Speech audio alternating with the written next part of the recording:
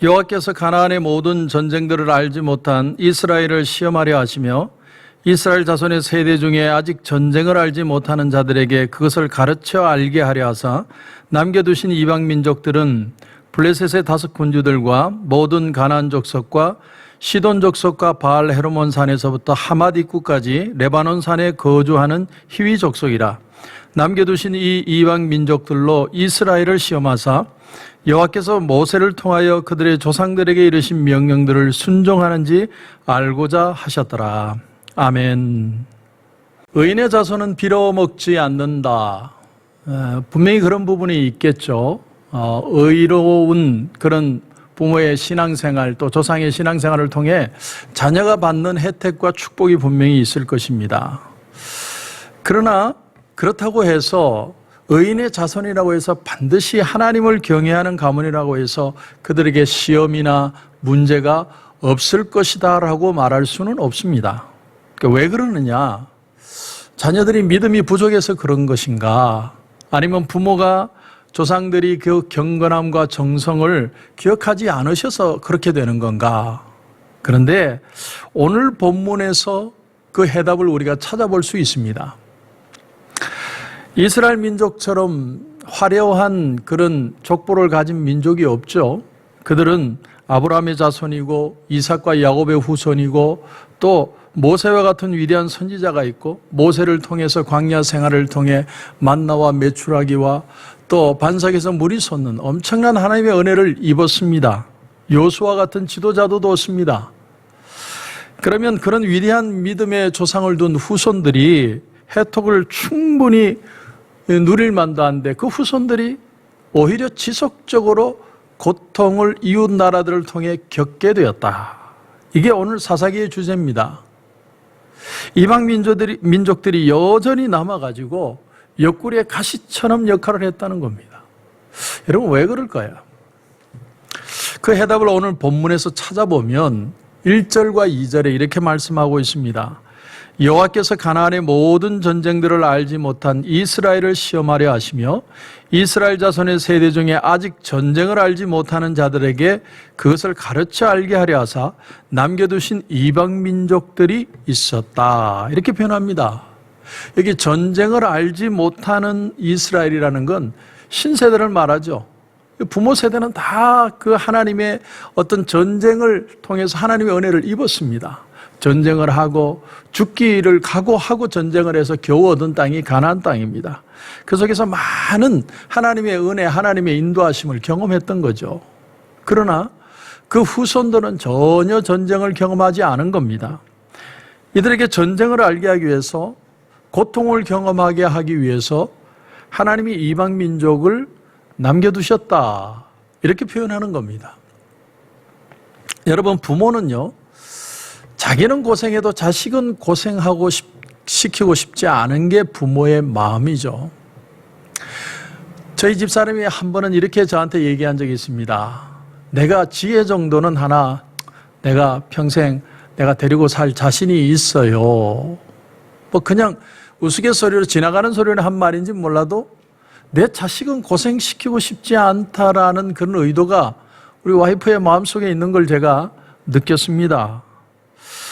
내가 아무리 고생을 해도 차라리 내가 고생하는 게 낫지 내 자식에게 고생을 시키고 싶지는 않다. 나는 이 미국에 와서 이민 생활에 이렇게 고생을 했다.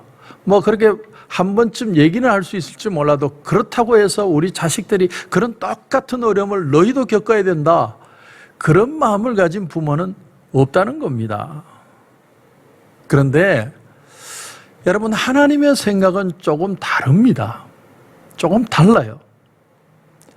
하나님의 생각은 부모로 하여금 하나님을 의지할 수밖에 없었던 그 만들었던 그 시련이 자녀에게도 있어야 된다는 거예요. 자녀에게도.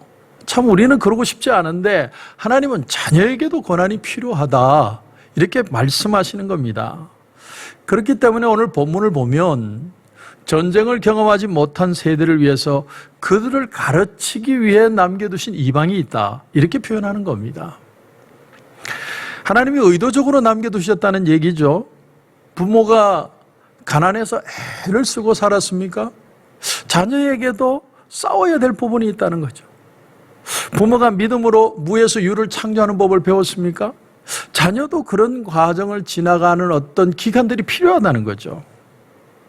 아니 그러면 부모가 하나님의 은혜를 그렇게 어려움 가운데 경험했다는 건 아무 소용이 없는 겁니까? 그건 아니죠. 부모가 자기 세대의 믿음을 가지고 하나님 앞에 신실하게 살았다는 것, 그렇기 때문에 그런 고난을 되풀이하지 않게 하는 것, 그게 또 우리가 지혜로운 것이죠. 그래서 자식은 부모를 공경해야 됩니다. 부모의 믿음을 배워야 됩니다. 배움을 통해서 어떤 하나님의 은혜를 깨닫고 지혜롭게 사는 것을 익혀가도록 만들어줘야 됩니다.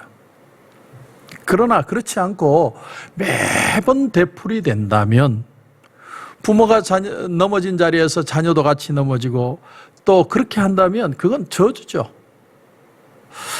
이건 영적으로 보아도 영적으로 보지 않아도 의학적으로 또 그리고 심리학적으로 봐도 그런 경우가 많이 있습니다. 할아버지가 술에 약해서 그 손주가 그것을 그대로 물려받아서 아주 술 중독이 된다, 알코올 중독이 된다든가 아니면 가정에 대대로 내려오는 어떤 병이 있어서 그 병을 후손들도 가지게 된다. 이런 건 사실 어떤 저주 같은 것이죠. 제 같은 경우에는 저희 할아버지가 너무 술을 좋아하셨어요. 근데 그 술 좋아하는 걸 손주인 제가 받은 겁니다. 저는 대학 다닐 때 52일 동안인가를 그렇게 술이 취해가지고 있었던 적이 있습니다. 나는 왜 내가 술을 마시는지도 모르겠고 그냥 술집으로 끌려가는 거예요. 그냥 그렇게 사는 거예요. 그렇게 사는 것이 그냥 인생을 그냥 체념하고 사는 것이 인생이다라고 그렇게 생각하고 살았던 것 같아요. 그래서 술 취하면 친구들이 업고 집에 데려다 주고 아무 의미 없는 삶을 사는 거죠. 아주 몹쓸 질병 같은 삶인 거죠. 성경은 그러나 그렇게 말하고 있지 않습니다. 그건 하나님이 의도하시는 게 아니라는 거죠. 부모가 똑같은 죄에 약했기 때문에 자녀도 약해야 된다. 하나님의 뜻이 아니라는 겁니다. 그러나 성경이 말하는 게 뭐냐면 부모가 어떤 시련을 경험하고 그것으로 말미암아 믿음을 배우게 되었다면 자녀 또한 믿음을 배울 수 있는 어떤 과정이 필요하다는 겁니다. 평탄하게만 살면 자녀가 어떻게 믿음을 배울 수 있습니까? 부모가 모든 거 다 채워주고 먹을 거 다 먹여주고 미래에 다 예상되는 결과를 가지고 살 수 있도록 그렇게 모든 걸 만들어준다면 자녀가 뭘 통해서 하나님을 배우고 믿음을 가지고 기도하는 것을 배울 수 있겠습니까? 다 보장이 되어 있는데 그렇게 되면 오히려 자녀는 타락하는 겁니다. 타락을 방조하는 어떤 일부분의 역할을 부모가 할 수도 있는 거예요. 그렇다고 억지로 우리가 자녀를 괴롭히자 힘들게 만들자 그런 건 아니지만 그러나 그들도 하나님 앞에 믿음으로 살아야 될 몫이 필요하다는 겁니다. 그러니까 자녀가 나름대로 자기의 삶 가운데 어려움을 만났을 때 기도하는 법을 믿음을 가지는 법을 배워야만 한다는 것이죠. 부모의 세대가 시련으로 말미암아서 하나님을 의지하게 됐다면 자녀도 하나님을 의지하게 만드는 것이 하나님의 뜻이라는 겁니다. 물론 세대가 교체될수록 시련의 그 종류와 정도는 달라질 수 있습니다. 그러나 마음의 아픔, 좌절 이런 것들을 경험해 봐야 이게 세상이 내 마음대로 되는 게 아니구나. 그러면서 그 가운데 정말 신실한 그리스도인이라면 하나님을 의지하는 삶으로 나아갈 수 있는 그런 훌륭한 제목이 될 수 있을 겁니다. 그러니까 우리가 이 축복의 자리로 나가는 길이 결코 평탄하지 않다는 거죠.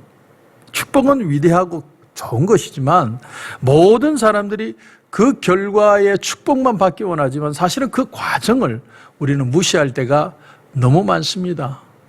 여러분 아브라함과 같은 축복을 받기를 원하십니까? 아브라함이 얼마나 시련을 받았는데요. 여러분 야곱과 같은 축복을 받기를 원하십니까? 야곱은 20년 동안 머슴살이를 했습니다. 여러분 모세와 같은 그런 리더가 되기를 원하십니까? 모세는요 40년 동안 광야의 외로운 삶을 살아내야만 했습니다. 여러분 다윗과 같은 그런 훌륭한 그런 믿음의 어떤 본인을 가지는 그 삶을 살기를 원하십니까? 여러분, 이 다윗은 13년 동안을 쫓겨다녀야 했습니다. 목숨을 걸고 도망다녔습니다.